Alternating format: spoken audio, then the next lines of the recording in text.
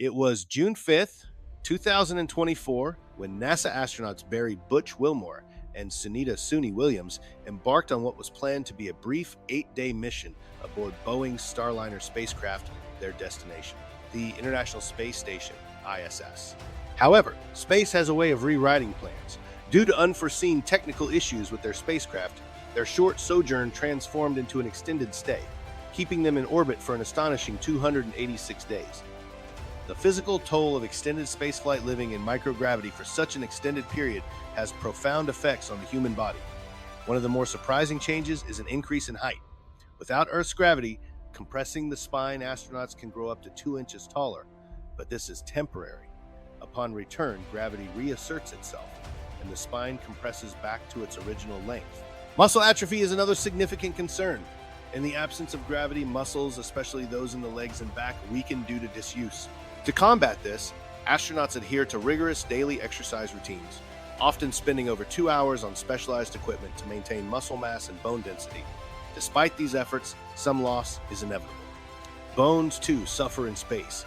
Astronauts can lose up to 1.5% of their bone density per month, increasing the risk of fractures upon return to Earth. This bone loss is akin to accelerated osteoporosis and requires months of rehabilitation to recover. Then there is baby feet. On Earth, our feet are built for the daily grind, pounding pavement, chasing toddlers, stepping on Lego bricks. The skin on the bottom gets tough, kind of like the soles of well-worn hiking boots. But in space, it's a whole different ballgame. Astronauts float more than they walk, so their feet get a break and then they get weird. According to former NASA astronaut Leroy Chow, after months of zero-gravity gliding, the thick, calloused skin simply peels away, leaving you with baby-soft soles. You kind of have baby feet when you come back, Chow told News Nation, which is adorable unless you're expected to stand. Former astronaut Scott Kelly had a similar experience and a spa moment to remember. After his return to Earth, a masseuse paused mid-foot rub and said, "You have the softest feet I've ever felt in my whole life.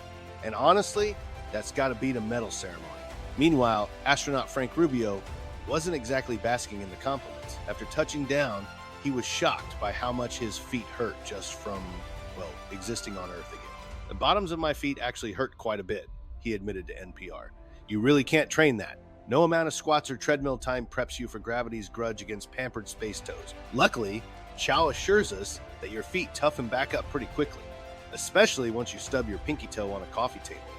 Sensory and neurological changes. Extended time in space also affects the senses. Many astronauts experience a condition known as spaceflight-associated neuroocular syndrome, SANS, where fluid shifts in the body lead to increased pressure on the optic nerve, causing vision changes. Balance and coordination are also compromised. The vestibular system, responsible for balance, adapts to microgravity, leading to disorientation and dizziness upon return to Earth's gravity, a phenomenon often referred to as space legs. Radiation exposure and other risks. Beyond the immediate physical changes, astronauts are exposed to higher levels of cosmic radiation, which can increase the risk of cancer and other health issues.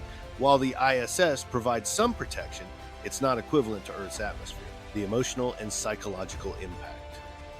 The psychological effects of such a prolonged mission are profound. Astronauts often speak of the overview effect, a cognitive shift in awareness when viewing Earth from space, leading to a renewed sense of connection and responsibility to the planet. Upon their return, Wilmore and Williams were greeted with the comforts of Earth fresh air, the embrace of loved ones, and the simple joys of nature.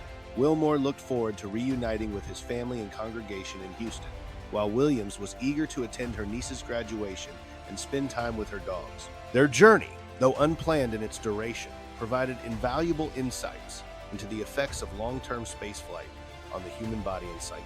Their resilience and adaptability serve as a testament to human endurance and the spirit of exploration.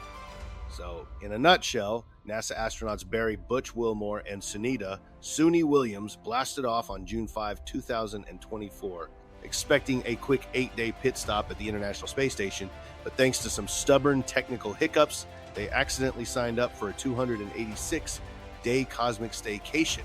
Along the way, they grew taller, lost muscle and bone density, dealt with space legs and blurry vision, and soaked up enough radiation to make sunscreen jealous. Despite all that, they kept fit with daily workouts, maintained their sanity in zero gravity, and returned to Earth with a new appreciation for gravity, fresh air, family, and dogs. Their epic detour turned into a valuable experiment in long-term space survival, and a great excuse to skip a few staff meetings back on Earth. All right, thanks for stopping by Nutshelled Science. Don't forget to go nuts on those like and subscribe buttons for me. I'll see y'all next time you nuts on Nutshelled Science. Come back real soon.